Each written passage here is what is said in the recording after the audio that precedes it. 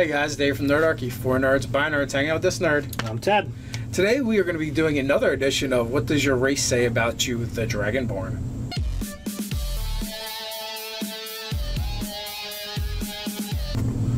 If you want to jump down to the description below, you can sign up for Nerdarchy's a newsletter. It's a great way to get weekly gaming tips, as well as learn how to game with us.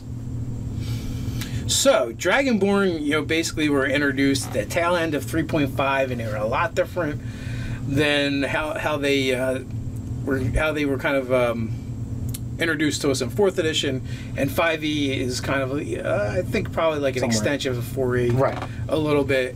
So, I mean, we've made some tweaks in our own Dragonborn in our homebrew game. We kind of like we don't like the fact that they're just all kind of like brown and dirt colored.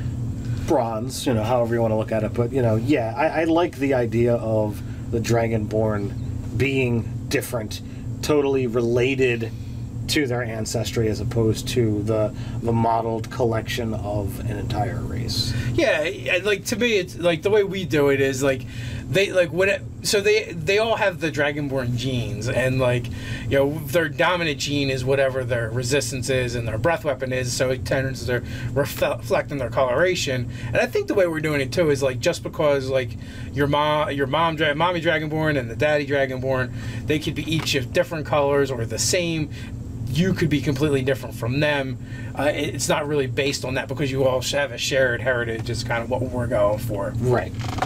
And also, like what we're doing in ours, like all of our Dragonborn were actually created as shock troops and soldiers for dragons, and they all owe their allegiance to a dragon emperor. Right. Now, for the most part, many of those actually correspond with that color, but even again, like other ones can pop up of different ones. Right. It doesn't necessarily have anything to do with their allegiance or whatever. But the Dragonborn have kind of their own story in 5th edition, and the question is how does that reflect how you're going to play a Dragonborn? How's being a Dragonborn different than being a human? I mean, well, you essentially have the blood of dragons. You're created. Your ancestry is in that. Dragon is in your name. So you go walk around and you're you don't think you're better than other people. You just know you're better than other people. So there is going to be that level of confidence, and it's dictated in the fact that they get that bonus to charisma. So by having that charisma bonus, they have more of a presence than the average person. Are you sure? I thought that high charisma and high strength meant they all were kind of like bros. What's up, bro? Well, having that that bump to charisma, they have more of a presence. They're going to be better leaders. They're going to be more impressive overall. They're going to be more intimidating, and the bump to strength kind of goes along with that ability to be more intimidating. So stats aside, you have the arrogance of dragons coupled with that. So if you're literally born of dragons, you stand out like a dragon. There's going to be areas of the world where your race is going to be rare. This is listed in the uncommon races. You're not one of the four core races. So therefore, there's places that, wow, I've never seen them. So you might walk into a town, and you might have the one side of your kind ain't welcome here, or you might have the people literally gawking at you in the street because you're essentially an alien or a monster to them.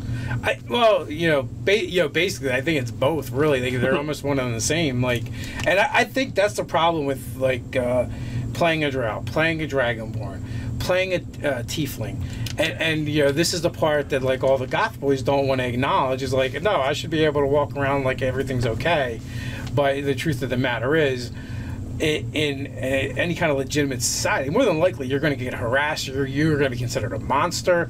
Unless they're common in that area, there's a very good chance that you're not going to be welcomed anywhere. And to couple with that, some people might be seeking that type of role-playing challenge when they choose to want to play these races. I personally find it enjoyable to want to do that, just to see, all right, how can this be tested? You know, am I playing someone who is going to be acceptable of this type of situation, or am I playing a tiefling rogue where I'm making death threats for people saying that? And it's like, all right, you called me out, I will remember you. And that night, you know, I slip into town and slit the guy's throat. You know, there's all different kinds of ways to go with it. So the question is: are you looking for that challenge of being pelted to death by stones from villagers, or or you just want to play something cool? So that is a big consideration, and when you couple that with the fact that we're going to go with we're kind of going with the fact that you're a Dragonborn, you're of dragons, so you probably have some of that arrogance and superiority, and then how does that mix and mingle with the fear and suspicion of the other races? Does it anger you and get your ire up, or they're just pathetic and beneath your notice? It can go both ways. You can literally sit back and say, you know what? I will prove that I am better than you, or than thou, even if you want to. And be like, I will leave. You are beneath my notice. Oh, you weren't going breath weapon? No. The breath weapon is also having that type of thing is just great. And the fact that in this edition they've scaled it up based on your level, good stuff.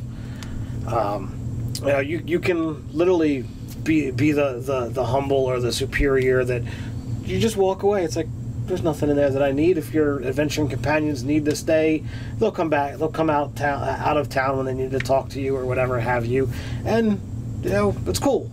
Or you totally be like, all right, fine. You want to call me a monster? Let me show you the monster. And that's when you unleash spells. So that's when the breath weapon happens. Gotcha. So and one of the other changes that we made in our campaign is male and female Dragonborn are indistinguishable to other races. Dave does not like dragon boobs. The dragon boobs are gone. We've exiled them. It's really weird for a reptile to need that doesn't have mammary glands to have boobs. He's been against it since the Dragonborn, really got a lot of artwork in 4th edition, and he's been dead set against it. You make them using biology, it makes no sense. They've become humanoid, and they were created to... Humanoid is not human. That is true, but they were created to mimic the humans, and that's the way the humans look. So to make them indistinct... Hey, they know. They can tell the difference. It's obvious. It's pheromones. So, well, maybe it could be. I don't know. I don't know how reptiles figure it out. I have to ask your dad on that one. In case you're wondering, my dad is a herpetology enthusiast and has bred reptiles. But I don't know if that would help him know how they know. So, pheromones sounds good to me. But that's just like a further thing that we've done in our campaign to distinguish Dragonborn from other races, and that would definitely affect how you're going to roleplay one, especially if you're playing a female, and you keep getting called sir or mister. So that's going to be a factor as well. Absolutely. Or when your player characters start interacting with a Dragonborn and they never really know which is which. How do you ask that question? It's like, dude, is that a guy or a girl? Yeah. So I guess you just ask. I don't know. But hopefully, you have a Dragonborn in your party that's understanding and can explain it to you. That's it. I'm throwing a female Dragonborn into the mix next session. You guys are gonna be screwed. No problem. I've got that covered for Ruth and Gar. What do you mean she's a female? She doesn't even have a beard.